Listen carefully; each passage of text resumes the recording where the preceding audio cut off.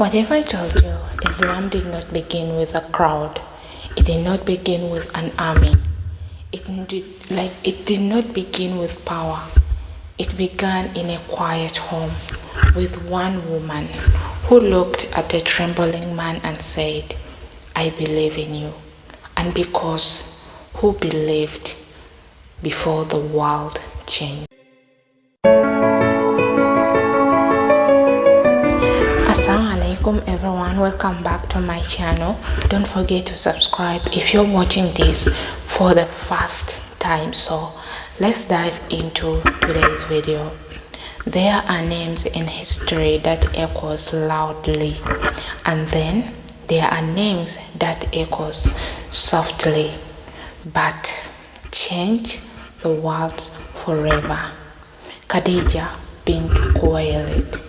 Before Islam had followers, before revolution was public, before the message spread across the continent, there was a woman who believed.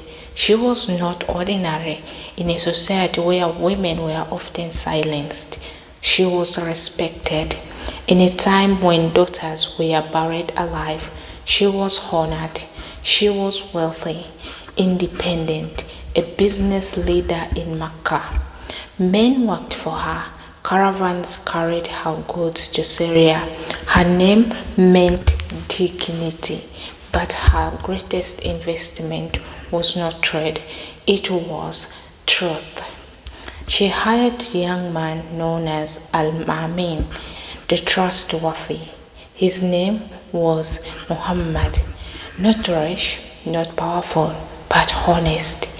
She saw something deeper: character, integrity, light.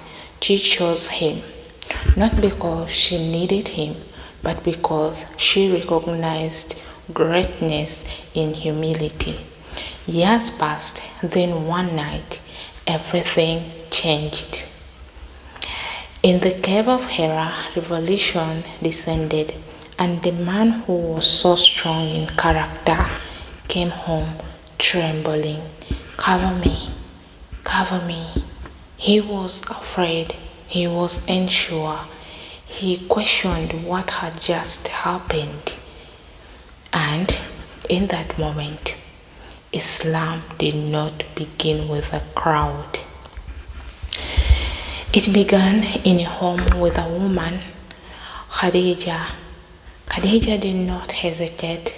She did not doubt. She did not step back. She said, Allah will never disgrace you. You keep ties of kinship. You help the poor. You are truthful. You believe in Him. Before the world did, she stood beside Him. When others mocked Him, she gave her wealth. When others boycotted Him, she lost her comfort.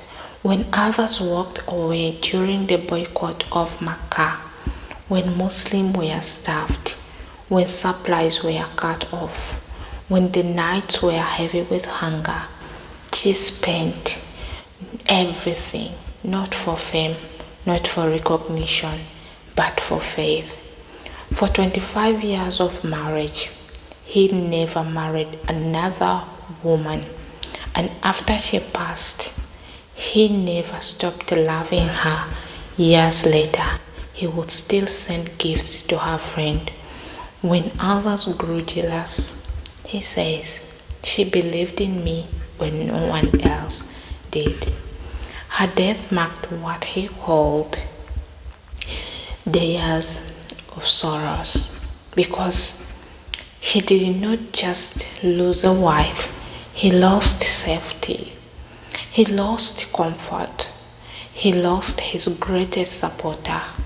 Khadijah teaches us something powerful. Strength is not always loud. Leadership is not always public. Impact is not always visible. The